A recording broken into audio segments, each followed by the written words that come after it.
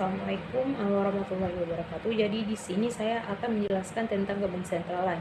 Bank sentral merupakan lembaga keuangan sentral yang berperan strategis bagi perekonomian suatu negara. Secara garis besar, peranan strategis bank sentral dapat dilihat dari 6 peran dan fungsi bank sentral, yaitu yang pertama, bank sirkulasi. Bank sentral diberi mandat untuk menerbitkan dan mengatur alat atau instrumen pembayaran yang sah di suatu negara ataupun wilayah. Yang kedua itu kasir pemerintah. Bank sentral diberi mandat untuk melakukan berbagai layanan perbankan pemerintah. Yang ketiga, bankers bank. Bank sentral bertindak sebagai bankir bagi bank komersial. Yang keempat, otoritas moneter. Bank sentral diberi mandat untuk memelihara stabilitas moneter. Yang kelima, otoritas sistem keuangan. Bank sentral diberi mandat untuk mencapai dan menjaga sistem keuangan. Yang keenam, otoritas sistem pembayaran. Bank sentral diberi mandat untuk menjaga kelancaran dan keamanan sistem pembayaran.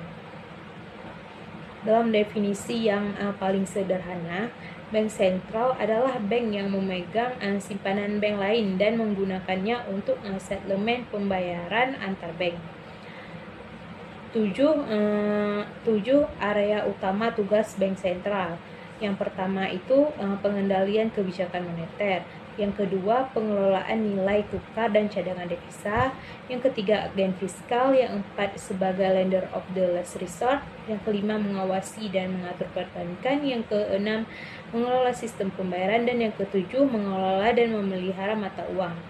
Nah, tujuan jamaknya adalah pertumbuhan ekonomi, kesempatan kerja, dan kestabilan harga. Sedangkan tujuan tunggalnya yaitu kestabilan harga, status, dan kedudukan Bank Indonesia. Sesuai dengan Undang-Undang Republik Indonesia tentang Bank Indonesia nomor 23 tahun 1900 sebagaimana telah diubah dengan UU nomor 3 tahun 2004. BI adalah Bank Sentral Republik Indonesia. BI adalah badan hukum dan lembaga negara yang independen dalam melakukan tugas wewenangnya bebas dari campur tangan pemerintah atau pihak lain, kecuali hal-hal tertentu yang secara tegas diatur dalam undang-undang. Pemberian independensi diimbangi dengan pelaksanaan akuntabilitas dan transparansi. Bank Indonesia adalah lembaga negara yang mempunyai wewenang, yaitu mengeluarkan alat pembayaran sah dari suatu negara, merumuskan dan melaksanakan kebijakan moneter, mengatur dan menjaga kelancaran sistem pembayaran, menjaga stabilitas sistem keuangan, menjalankan fungsi sebagai lender of the last resort. Tugas dan wewenang Bank Indonesia. Yang pertama yaitu kelancaran sistem pembayaran, yang kedua pengawasan dan pengaturan bank, yang ketiga kebijakan moneter.